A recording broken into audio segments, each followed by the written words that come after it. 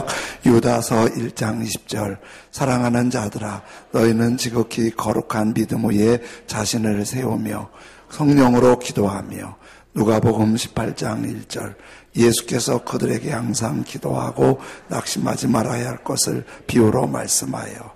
누가복음 18장 14절. 무릇 자기를 높이는 자는 낮아지고 자기를 낮추는 자는 높아지리라 하시니라. 누가복음 18장 15절. 사람들이 예수께서 만져주심을 바라고 자기 어린 아기를 데리고 오매 제자들이 보고 꾸짖거늘. 누가복음 18장 38절. 맹인이 외쳐 이르되 다윗의 자손 예수여 나를 불쌍히 여기소서 하거늘. 아멘. 가까이 계신 분 서로 교제하시죠. 오늘 또 참으로 좋은 날입니다. 참으로 좋은 날입니다. 아멘. 한 번 더 잘 되고 있습니다. 잘 되고 있습니다. 아멘. 현대그룹의 창업자인 정주영 씨가 이제 그 경영 철학이 탁월하기 때문에 어느 대학교에는 그 경영학과에 정주영 경영 철학을 담아서 정주영 학과가 있다고 하는 얘기도 봤습니다. 그런데 이 정주영 씨의 탁월한 경영이 뭐 여러 가지 있겠지만은 어떤 사업이나 뭐든 일하다 보면 가로막는 장애물이 있잖아요. 거기에 아유 힘들다 포기하는 경우가 많은데 이분은 결코 포기하지 않고 도전하는 정신이 그만큼 큰 기업의 성공을 이뤘다고 보는 거지요. 그런데 이분이 그렇게 포기하지 않고 막 도전할 수 있는 몇 가지 이제 경험한 얘기가 있는데 그 중에 하나가 인천항에서 노무자들과 함께 일하면서 잠을 잘 때인데 그 빈대가 잠자리에 많아갖고 너무 빈대가 괴롭혀서 잠을 못 자겠는 거예요. 그래서 생각 끝에 어떻게 하면 이 빈대가 좀 안 오게 할 수 있나 생각했더니 빈대가 물을 건너지 못하더래요. 그래서 침대를 세숫대야 4개를 갖고 침대 다리가 4개잖아요. 세숫대에다 물을 담아서 4개를 세숫대에 물 위에 띄워놨대요. 그래가지고 물 위에 침대를 띄워놔서 빈대가 못 오게. 그랬더니 진짜 빈대가 못 오더래요. 그래서 며칠 밤을 편안하게 잘 잤는데 며칠 지나니까 빈대가 또 오더래요. 가만히 있어. 물을 못 건너오는데 이 빈대가 어떻게 왔냐. 그래서 불 켜놓고 빈대의 움직임을 살핀 거예요. 그랬더니 이 빈대가 벽 타고 천정에 올라가서 낙하해서 오더래요. 그래가지고 이 빈대 생존력이 대단하다고 결코 포기하지 않고 먹거리를 찾아다닌다고 그러면서 이제 일하다가 그 같이 일하는 사람이나 직원들이 조금 어렵다고 물러나면 이 빈대만 또 못한 놈 그러면서 야단쳤다고 그러더라고요. 일하다가 포기하면 이 빈대만 또 못한 놈 그랬다. 우리는 살아계신 하나님을 믿고 그 하나님께서 기도하라고 말씀해 주시고 또 기도하면 응답 주신다고 변치 않은 능력의 하나님이 약속하셨는데 제가 그 글을 읽으면서 그런 생각을 했어요. 우리도 기도하다가 그냥 포기하고 기도 몇 번 하다가 잊어버리고 그렇게 하면 우리도 기도에 대한 간절함이 부족하든지 그렇지 않으면 빈대만도 못하게 기도하지 않나 이런 생각이 들었습니다. 오늘 누가복음 18장 끝부분은 말씀의 배경이 여리고예요. 여리고는 세계적으로 가장 오래된 도시 중에 하나예요. 여호수아의 군대가 가나안 땅을 정복할 때 맨 먼저 정복한 성이 여리고성이에요. 그때부터 여리고성이 아주 견고했다고 알려지죠. 예수님 당시에는 여리고성이 헤롯 왕에 의해서 개발이 되는데 아주 경관이 좋은 쪽을 특별히 개발을 해서 그쪽은 경관도 좋고 많이 발전하는데 외면한 쪽은 아주 후진 도시가 돼서 구여리고 신여리고가 극명하게 구별됐다고 그러지요. 근데 이 여리고가 성경에서 많이 나오는 게 예수님이 사역하시던 지역이 갈릴리 또 그리고 가버나움 그쪽 지역이에요. 근데 이스라엘 사람들은 1년에 3번 유월절, 오순절, 장막절에는 예루살렘에 올라가서 절기를 지키거든요. 그러면 가버나움에서 절기를 지키려면 요단강을 따라 쭉 내려오다가 여리고를 거쳐서 예루살렘을 가게 되어 있어요. 그래서 예루살렘에서 가버나움 갈 때도 여리고를 거치고 갈릴리에서 예루살렘 갈 때도 여리고를 거치고 예수님도 생애 사역하실 때 예루살렘을 여러 번 방문하셨기 때문에 여리고의 방문 기록이 나오는 거예요. 그런데 그 여리고에 앞을 보지 못하는 맹인이 한 사람이 있었지요. 이 맹인이 이제 아무래도 살기가 어렵지요. 그래서 어떻게 하겠어요? 구걸하고 살 수밖에 없지요. 그런데 그 여리고에 예수님이 지나가시는 거예요. 근데 그 당시에 이렇게 강론을 할 때 이렇게 다 모아서 앉아 계시고 서서 이렇게 강론하는 것보다도 걸어가면서 강론을 랍비들이 많이 했대요. 그래서 랍비들이 이렇게 걸어가면서 강론하면 주변에 따라다니면서 가까이서 귀 기울이고 강론을 듣는데 예수님도 여리고에 지나가시면서 제자들 많은 무리들이 예수님을 따라다니면서 그 강론을 듣고 있었고 그랬나 봐요. 근데 이제 거기에 맹인이 한 사람이 있었는데 오늘 35절에 이렇게 말씀하고 있어요. 여리고에 가까이 가셨을 때에 한 맹인이 길가에 앉아 구걸하거늘. 이게 맹인 한 사람이 구걸을 하는데 오늘 지금 누가복음을 보잖아요. 예수님 생애와 발자취를 기록한 책이 마태복음, 마가복음, 누가복음, 요한복음인데 꼭 똑같은 예수님의 발자취를 기록하면서 복음서마다 조금 다르게 기록을 해요. 마가복음 10장에는 이 오늘 성경을 이렇게 기록해요. 그들이 여리고에 이르렀더니 예수께서 제자들과 허다한 무리와 함께 여리고에서 나가실 때에 디메오의 아들인 맹인 거지 바디메오가 길가에 앉았다가, 이게 누가복음에는 그냥 맹인이 구걸했는데 마가복음에는 이 맹인의 이름과 아버지 이름까지 소개를 하고 있어요. 근데 누구라고요? 바디메오인데 디메오의 아들이라고 소개를 해요. 근데 이게 히브리 말로 바는 아들이에요. 그러면 바디메오 그러면은 우리말로 번역하면 디메오 아들이에요. 디메오 아들.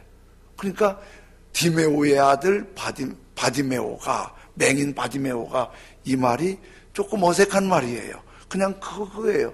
디메오, 바디메오, 디메오 아들, 그런 거예요. 조금 구체적으로 설명하려고 저렇게 했던 것 같아요. 이 바디메오가 이름이 있었는지 없었는지는 잘 모르겠어요. 날 때부터 맹인이니까. 요즘에는 구조적으로 시각장애자를 보호하기도 하고, 시각장애를 함부로 괴롭히면은 법적인 제재도 받는 시스템이 있지만은, 우리 자랄 때만 해도 맹인들은 애들이 막 놀렸잖아요. 어른들도 막 무시하고. 이게 바디메오도 아마 이름이 있는지 없는지 모르지만은 이름을 안 불러주고, 디메오 아들, 디메오 아들, 디메오 아들. 이름을 안 부르고 그냥 디메오 아들이 이 친구 부르는 호칭이었어요. 그러니까 이런 생각을 해보면 바디메오는 장애로 태어나서 사람 구실도 못하고 사람이 사람으로 인정도 안 해주는 아주 무시당하는 사람, 이 사람이 바디메오예요. 그래도 또 먹고 살아야 하잖아요. 이 사람이 먹고 살아야 되니까 앞을 못 봐서 답답하지만은 목 좋은 곳에 자리를 펴고 앉아서 구걸을 하면서 동정을 받으며 살고 있었지요. 그런데 이런 사람도 여전히 사람이 많이 왔다 갔다 하면 조금 더 대목이겠지요. 그러니까 6월절 명절 지키려고 사람들이 왔다 갔다 하니까 아무래도 많이 다니면 구걸도 좀 낫겠죠. 그러니까 이제 갈릴리나 그 외 도시에서 예루살렘으로 가려면 여리고를 거쳐갈 때 이 거쳐가는 거기 길목에 자리를 펴고 구걸을 하는 거죠. 그런데 특별히 예수님은 다른 사람들에 비해서 따르는 무리가 많았어요.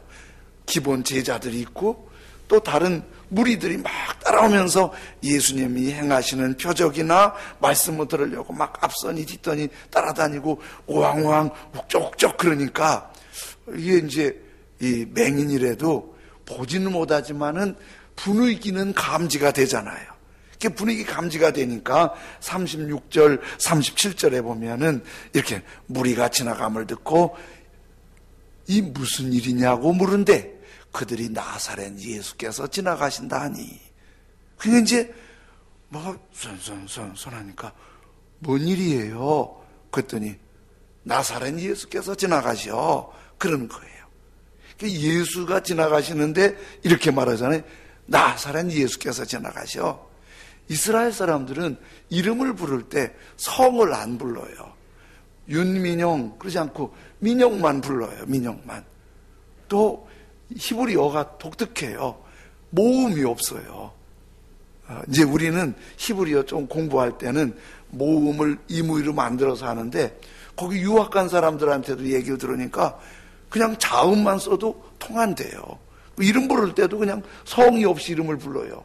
그러니까 구분하려면 루벤 지파의 예수, 또 베냐민 지파의 예수, 또 그 당시에는 구분할 땐 그 앞에다가 그 당시 예수라는 이름이 희한 이름은 아니었어요.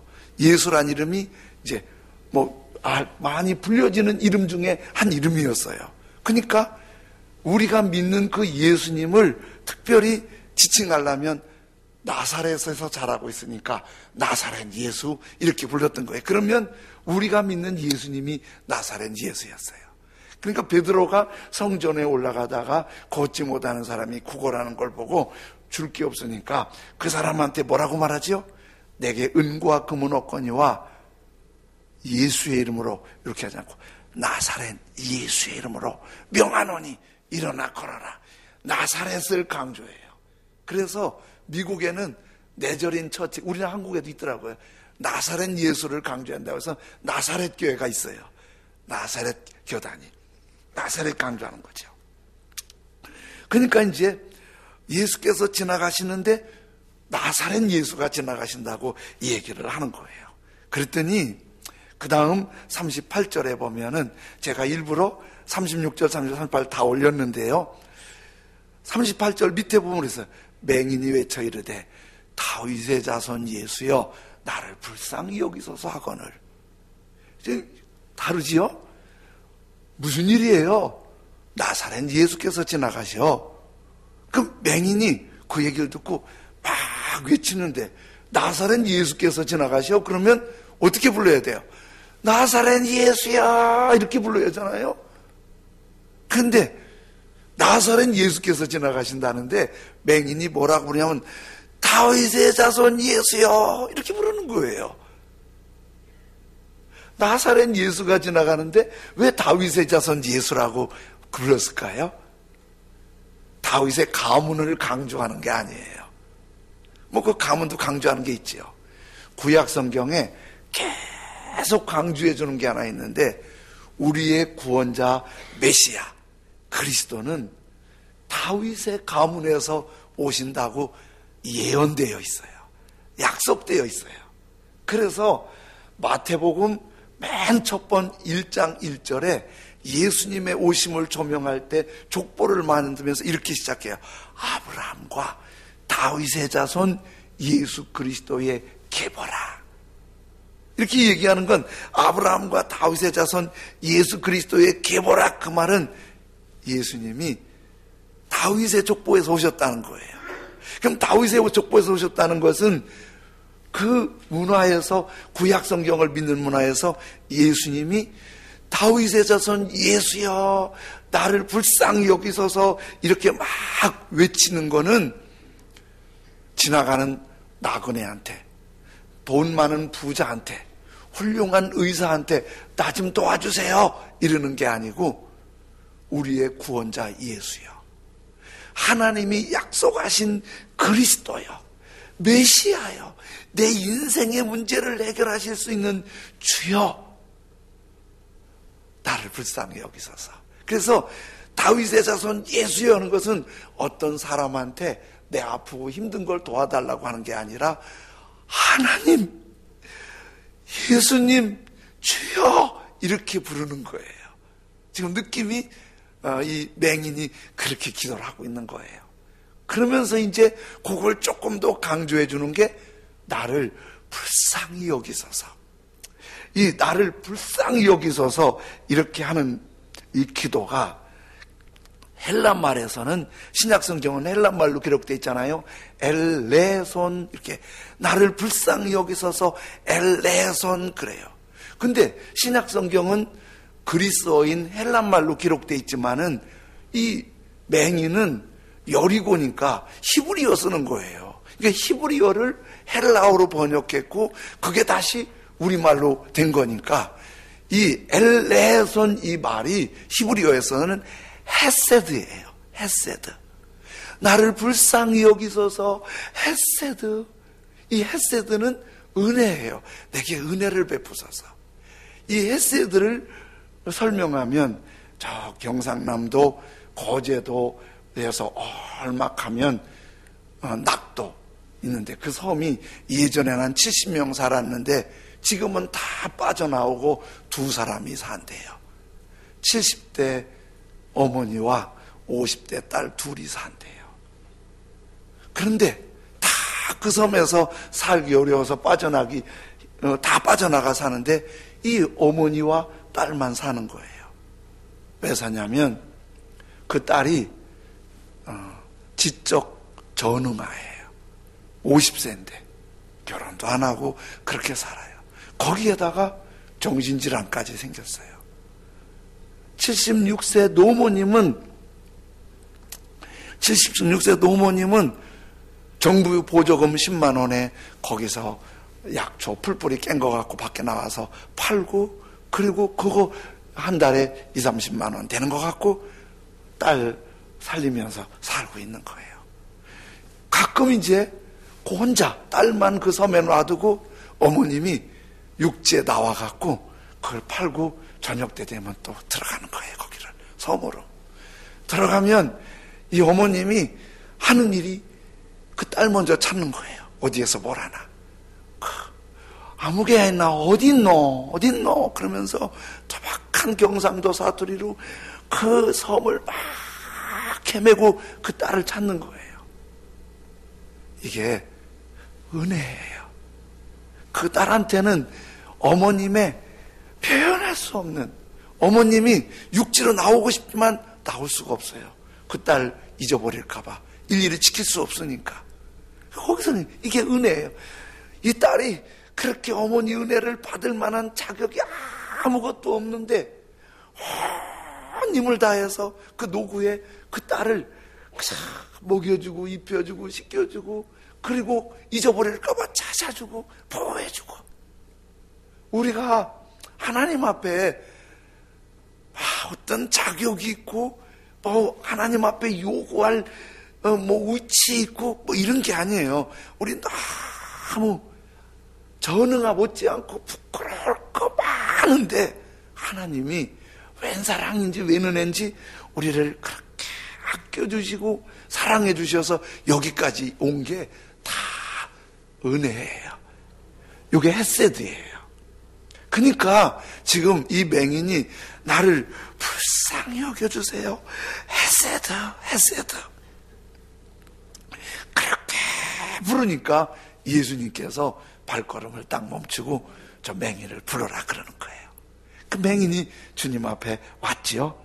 41절에 보니까 이렇게 말씀하세요. 맹인이 앞에 오니까 내게 무엇 해주길 원하느냐 예수님이 물어봐요. 그랬더니 맹인이 이르되 주여 보기를 원하나이다. 네게 무엇 해주길 원하느냐? 이 맹인이 다 다윗의 사손 예수여 나를 불쌍히 여기소서 간절히 찾고 또 찾았더니 주님이 만나주셨어요. 잠언 8장 17절에 이렇게 말씀하거든요. 나를 사랑하는 자들이 나의 사랑을 입으며, 여기 1인칭은 하나님이에요. 하나님을 사랑하는 자들이 하나님의 사랑을 입으며, 하나님을 간절히 찾는 자가 하나님을 만날 것이니라. 여기 맹인이 하나님을 간절히 찾으니까 만나는 거예요. 그런데 예수님께서 그러잖아요. 내게 무엇 해주길 원하느냐. 예수님, 맹인이 왜 예수님 부르는지 왜 몰랐겠어요? 다 알지요. 근데 물어보세요. 내게 무엇 해주길 원하느냐. 다 알면서 왜 물으실까요? 주님은요, 주님이 가장 기뻐하는 것이 우리를 그렇게 은혜를 베푸시고 긍휼히 여기시고 그렇게 은혜 베푸시면서 가장 좋은 게 우리와 커뮤니케이션이에요. 우리와 교감을 나누는 걸 그렇게 좋아해요. 우리 솔직하게 자녀들 길러보면 고생 덩어리잖아요. 그 자녀 길러갖고 얼마나 힘들어요. 그래서 할머니, 할아버지들이 그런데요. 손주들이 오면 아이고 반갑다. 갈게요. 정말 반갑다. 올 때는 너무 좋지만은 얼마 있으면 너무 힘드는 거예요. 속으로 조금 얼굴 봤으니까 빨리 갔으면 하는데 부진 있으면 짐되는 거예요. 그 부모님들은 얼마나 그거 기르는 게 힘들어요.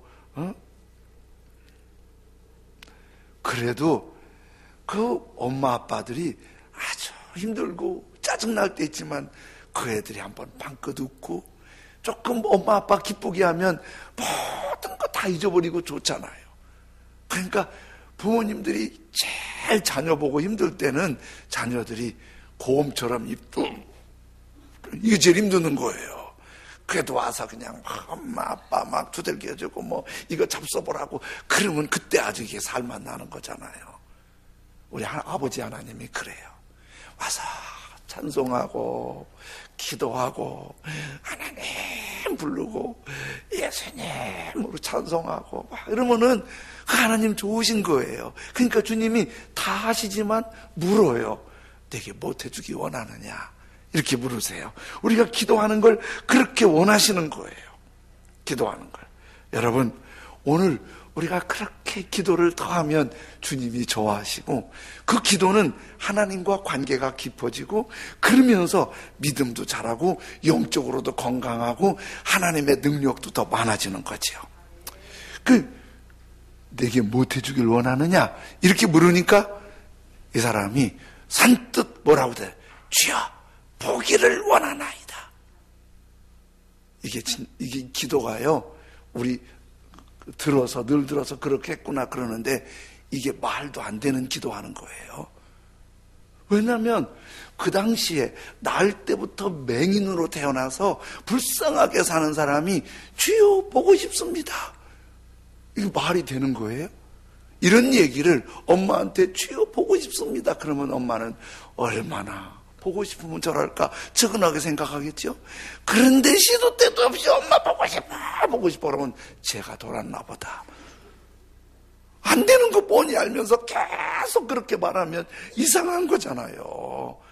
그러니까 지금 안 되는 걸 뻔히 아는데 예수님을 보는 순간, 다윗의 자손 예수님을 보는 순간 자 보기를 원하나이다. 이거 말이 안 돼요. 왜냐하면 의학적으로 결코 다시 볼 수 없는 상황이에요. 혹시 치료가 가능하더라도 구걸하는 사람이 치료비가 없어요. 그래서 그렇게 살다가 그렇게 인생 마무리할 불쌍한 사람이 이 사람이에요. 그래서 네게 무엇 해주길 원하느냐 이렇게 부를 때 주여 보기를 원합니다. 이 말에는 주님, 다른 사람 누구도 알 수 없지만 하나님의 아들 예수님은 나를 고쳐줄 수 있습니다. 지금 이 기도는 다윗의 자손 예수여 나를 불쌍히 여겨주소서, 내게 은혜 베푸소서. 이 말은 뭐도 안 돼도 하나님은 하실 수 있다고 믿는 이 믿음인 거예요. 그러니까 우리의 기도는 누구한테 부탁해보니까 안 되는데 주님 앞에 기도할까? 그거 아니에요. 다 안 돼도 하나님은 하실 수 있으세요. 우리 마음까지 만져주실 수 있고, 우리 아픔도 고쳐주실 수 있고, 주저앉은 우리를 일으킬 수 있는 분이 우리 주님이세요. 엘리야가 기도를 하는데 갈멜산에서 3년 6개월 동안 비 오지 않는 땅에 비가 오게 달라고 기도해요. 이거 말이 돼요? 믿음 없이 말한다면 기도한다고 되냐? 3년 6개월 동안 안 왔는데 기도한다고 비가 오냐? 이렇게 말할 수 있잖아요. 근데 엘리야는 기도하는데요, 간절히 기도하는데 얼굴을 무릎 사이에 묻고 기도했대요. 제가 그렇게 배가 많이 안 나왔거든요. 얼굴을 무릎 사이에 안 묻어져요. 안 묻어져 이게. 내가 보면서 야, 이거는 엘리야가 그렇게 기도를 많이 훈련했던지, 엘리야도 그때 어린 나이가 아니거든요. 무릎 사이에 얼굴 묻는 거 쉽지 않은 일. 그렇게 말도 안 되는 걸 갖고 기도하는 거예요. 기도만 하는 게 아니라 심부름만을 통해서 야, 비 오나 좀 가봐. 갔다 안 와요. 기도하고 또 가봐. 비 안 온다니까요. 또 가봐. 비 안 와요. 7번째 갔다 오더니 선지자님, 손바닥만한 구름이 떠올랐네요. 비 온다, 비 온다. 여러분, 말도 안 되는 기도인데 7번 하나님 기도했더니 하늘문이 열리고 폭포 같은 비가 쏟아진 줄로 믿습니다. 우리가 믿는 하나님이 그런 하나님이에요. 그러니까 기도를 저평가하지 마세요. 기도는 아무리 과대평가해도 이거 우리가 부족한 거예요. 전능하신 하나님이 우리 기도를 응답하시니까. 맹인이 다윗의 자손 예수여 나를 불쌍히 여기소서, 이렇게 한번 그렇게 외쳐본 게 아니에요. 다윗의 자손 예수여 나를 불쌍히 여기소서, 이렇게 한번 간절히 외쳐보고 되면 좋고 안 되면 말고 이런 게 아니었어요. 계속했어요. 계속. 그래서 그 시작을 할 때 그래. 맹인이 외쳐 이르되. 아주 진행형이에요. 그러니까 다윗의 자손 예수여 나를 불쌍히 여기소서. 근데 그렇게 기도할 때 이 맹인은 앞을 못 보잖아요. 나사렛 예수께서 지나가신데 그 얘기만 들었어요. 예수가 어디쯤 오고 계시는지, 어디쯤 가고 계시는지, 어느 방향이 있는지 방향 감각이 없어요. 거리 감각이 없어요. 그냥 예수님 딴 쪽을 향해서 부르는지도 몰라요. 앞을 못 보니까 다윗의 자손 예수여 나를 불쌍히 여기소서, 다윗의 자손 예수여 나를 불쌍히 여기소서, 어떻게 외쳐서 그렇게 기도를 한 거예요. 근데 39절에 보니까 이렇게 말씀하고 있어요. 앞서가는 자들이 그를 꾸짖어 잠잠하라되 그가 더욱 크게 소리질러 다윗의 자손이여 나를 불쌍히 여기소서 하는지라.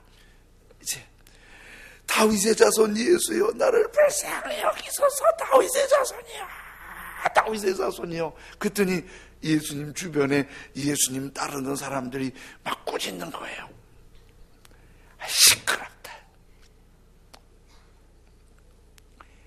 예수님 말씀도 못 듣고 예수님 따르는데 방해된다. 시끄럽다. 그런 거예요. 사람들은요 상당히 이기적이에요. 가만히 생각해 보면 저도 우리 모두도 그런 게 많아요. 일하는 것도 다 자기중심의 계산이에요. 공동체에 있는 것도 자기중심의 계산이에요. 자기한테 안 맞으면 그냥 떠나버려요. 가족끼리도 굉장히 이기적이에요. 잘 보세요. 가족끼리도. 그래서 그거 건드리지 마세요. 아무리 부부간이라도 건드리지 마세요. 거친 게 날라옵니다. 쉽지 않은 거예요. 아니, 그런데 이 맹인이 그렇게 나를 좀 불쌍히 여겨달라고 할 때 저렇게 꾸짖지 말고 이러면 어떻겠어요? 예수님, 저 좀 돌봐주세요. 이게 중보기도잖아요. 어이, 맹인 이리 와봐. 내가 안내해 줄게. 이게 중보기도잖아요. 예수님이 이 땅에 오신 목적이 뭐예요? 마태복음 20장 28절에 인자가 온 것은 섬김을 받으려 함이 아니라 도리어 섬기려 하고 자기 목숨을 많은 사람의 대속물로 주려 함이라. 그러니까 예수님이 오신 목적이 섬김인데, 우리가 기도할 때도 너무 나만을 위한 기도 많이 하잖아요. 화요일 날 오셔서 선교사님들을 위해 중보기도도 하고, 선교사에게 중보기도도 하고, 서로 위해 중보기도도 하고, 이렇게 맹인을 주님과 연결시키듯이 중보기도하면 주님이 얼마나 좋아하시겠어요. 주님의 오신 목적과 같이 하니까. 그런데 그렇게 꾸짖으면서 못하게 하는데 이 맹인은 그 꾸짖었다고 시험 들고 낙심하지 않고 더욱 소리질러, 더욱 크게 소리질러 다윗의 자손이여 나를 불쌍히 여기소서, 그렇게 기도하는 거예요. 그렇게 기도했더니 주님이 만나주세요. 주님이 만나주세요. 그리고 주님이 그 눈을 열게 해주세요. 그러니까 이 맹인에게 두 가지가 기도하는 우리들에게 큰 도전을 주는 거예요. 하나는 기도할 때 정말 간절히 열정적으로 기도하자. 그리고 기도하는 사람들이 좀 이상한 목소리나 이상한 표현이나 이상하게 기도한다고 그거 함부로 비판하지 마세요. 그것 때문에 방해된다고 하지 마세요. 또 나는 나대로 주님 앞에 그냥 기도하세요. 아플 때는 고쳐달라고, 마음 상할 때는 만져달라고, 주저앉았을 때는 일으켜달라고, 답답할 때는 치해달라고. 그러면 맹인의 눈이 열려지고 환한 세상 살게 하듯이 우리가 그때 외쳐서 또 기도하고 또 기도하는데 간절함에 또 하나, 우리 빈대보다 못하지 않게 포기하지 말고 계속 또 기도하는 거예요. 1월 달에 그래도 기도들 열심히 하셨어요. 1월 달에 해서 1년 내내 그거 갖고 울고 먹을 생각 하면 안 되겠지요. 그치요?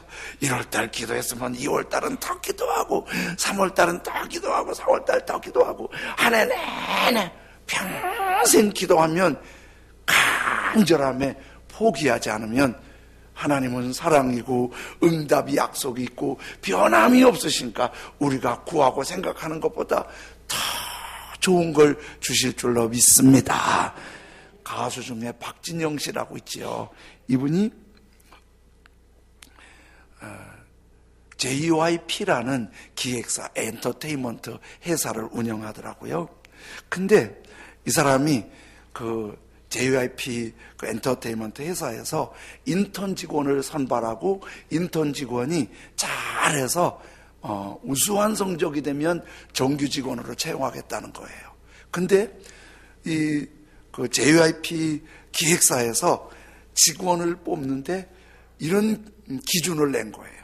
우리 직원을 뽑을 때는 학벌 안 봅니다. 어느 학교 나왔느냐 중요하지 않아요.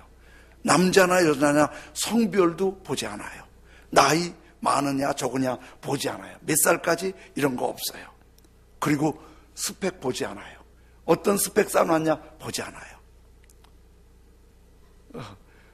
이제 저 양반이 그래도 유명세가 있으니까 JYP가 보니까 그 인터넷에 검색해 굉장히 괜찮은 회사인 것 같고 젊은이들이 꼭 가고 싶은 회사인가 봐요.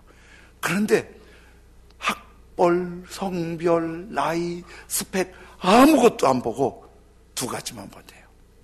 얼마나 열정이 있느냐, 얼마나 간절하냐, 이 두 가지만 본대요.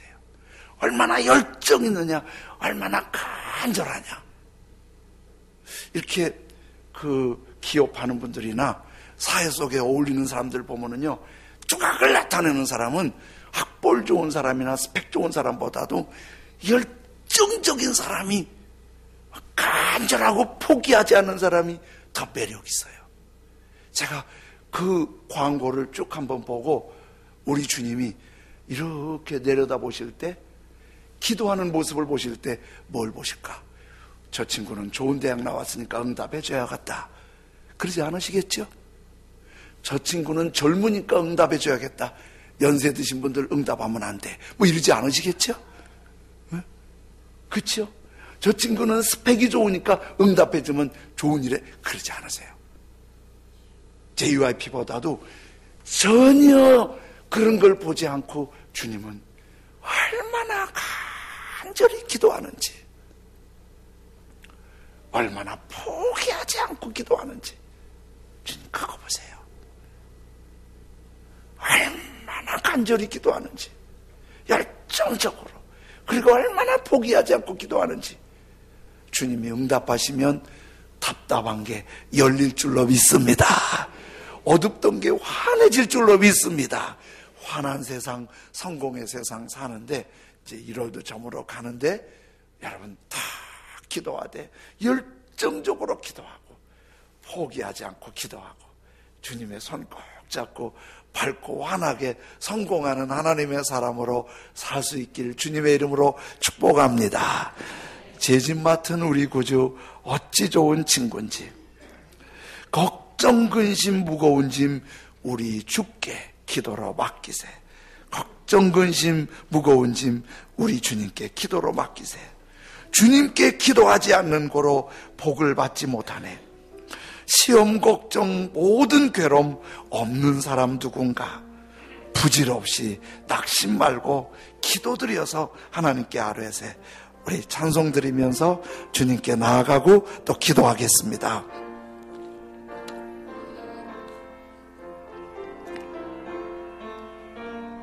죄짐 맡은 우리 구주 어찌 좋은 친구인지, 걱정 근심 무거운 짐 우리 주께 맡기세. 주께 고함 없는 고로 복을 얻지 못하네. 사람들이 어찌하여 아랠 줄을 모를까.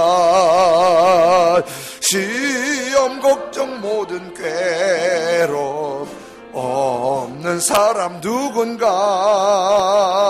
부질없이 낙심 말고 기도 드려. 아멘. 이런 진실하신 친구 찾아볼 수 있을까. 우리 약한 마시오니 어찌 아니하렐까. 근심 걱정 무거운 짐 아니 진자 누군가. 비란천은 우리 예수 주께 기도드리. 아멘 아멘. 세상 친구 멸시하고 너를 조롱하여도 예수 품에 안기어서 참된 위로받게. 시험 걱정 모든 괴로움, 시험 걱정 모든 괴로움 없는 사람 누군가. 부질없이 낙심 말고 기도 드려 아뢰세. 이런 진실하신 친구 찾아볼 수 있을까. 우리 약한 마시오니 어찌하니. 시험 걱정 모든 괴로움, 시험 걱정 모든 괴로움 없는 사람 누군가. 부질없이 낙심 말고 기도 드려 아뢰세. 이런 진실하신 친구 찾아볼 수 있을까? 우리 약함하시오니 어찌 아니하렐까?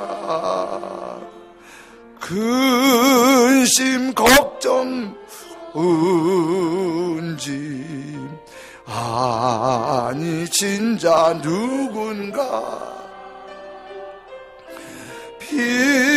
피란처는 우리 예수 주께 기도 근심 걱정 무거운 짐 근심 걱정 무거운 짐 아니 진짜 누군가 아멘 피난처는 우리 예수 주께 기도드리세 이런 진실하신 친구 이런 진실하신 친구 아플 때 답답할 때 속상할 때 힘들 때 주저앉을 때 기도의 무릎을 꿇게 하십시오.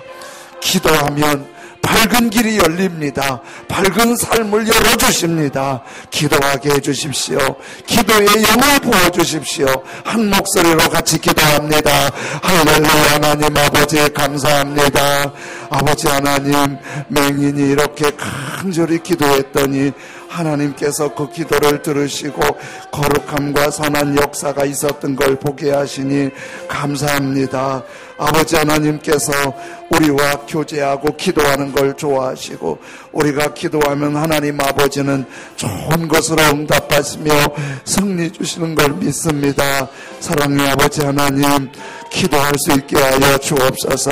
답답할 때 속상할 때 아플 때 주저앉을 때 불평 원망하지 말고 하나님을 불러 맹인이 가장 절망적인 상황에서 열정적으로 꾸짖음 받으면서도 포기하지 않고 기도했더니 하나님께서 은혜를 주셨는데 우리 아버지 하나님 앞에 기도하면 되는데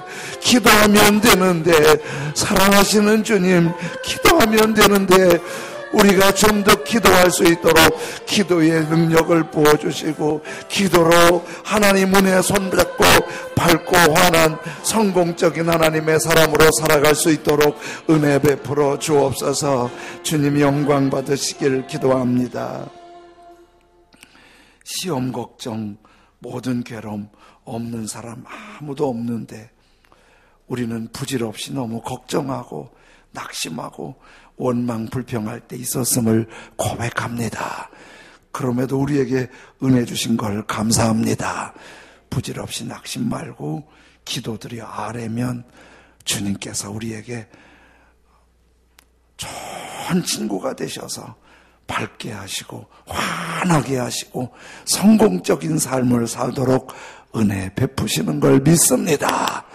주여 아플 때 속상할 때 답답할 때 주저앉을 때 부질없이 낙심 말고 주님 앞에 부르짖어 기도하게 하여 주옵소서. 외쳐 소리쳐 기도하게 하여 주옵소서. 그리고 주님의 손길을 느끼며 감사하며 영광 돌리게 하여 주옵소서. 오늘 또 기도하고 순간순간 새벽에도 낮에도 저녁에도 주님을 불러 기도하고 주님이 열어주심을 보게 하여 주옵소서. 밝게 하심을 보게 하여 주옵소서. 환한 성공이 기도하면서 하나님께 영광이 되도록 복내려 주옵소서. 주님께 헌금 드릴 때 주님이 기뻐하시는 헌금 되길 원합니다. 예수님의 이름으로 기도드립니다. 아멘.